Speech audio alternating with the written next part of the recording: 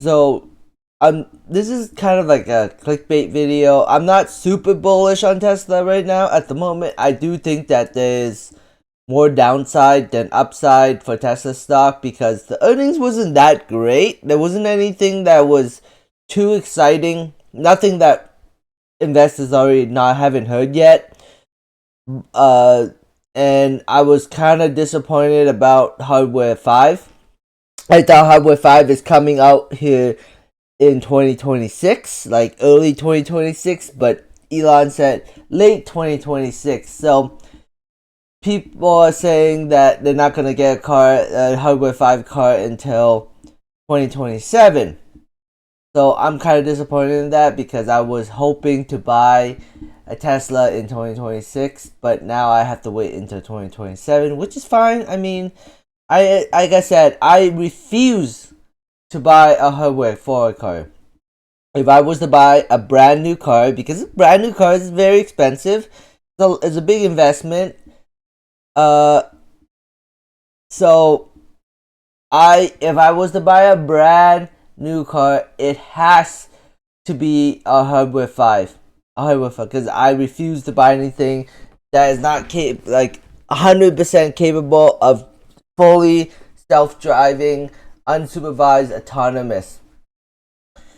So, and I guarantee you that Hardware 5 will be the car that is fully unsupervised, full self-driving. So, at least that's my opinion. But the one positive thing is, pending regulatory approval. First of all, he said that in Texas, there's no like the expansion plan has no location limit. That means that they could potentially expand to all of Texas. All of Texas. Texas has the biggest population in the United States. I think they're sitting at like 35 million people ish. I could be wrong on that number. And then they said California, pending regulatory approval. And hopefully it's all of California.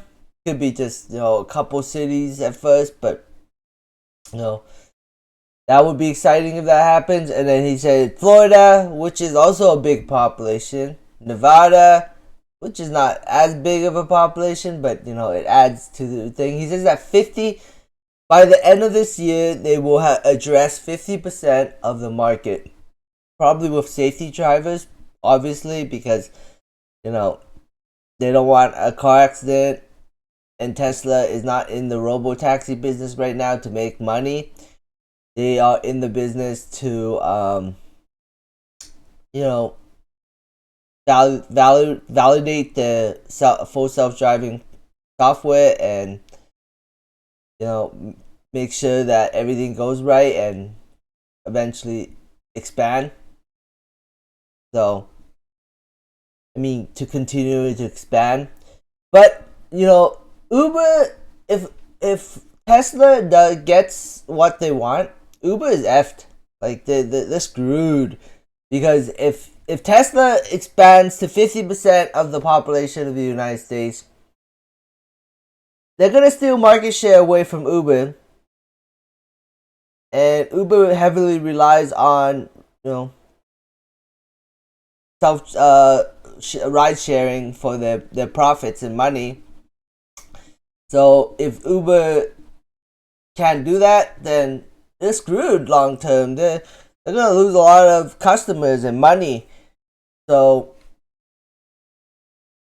I'm surprised that Uber stock is not crashing, and it's kind of like a little bit up after this, like a little bit green today, up 1% in pre-market. So, but hey, you know what? Analysts are short term, or the Wall Street is short term mind thinking. They're like, until the numbers come in, until they start expanding across the United States and not just being in Texas, in Austin, the market won't pump the stock, right? Wall Street won't pump the stock, and we need Wall Street to pump the stock as retail investors, because retail investors are not going to pump the stock. Retail investors buy the dip. They try to look for lows and buy the dip, while Wall Street and institutions and hedge funds and market makers are the ones responsible for pumping the stock.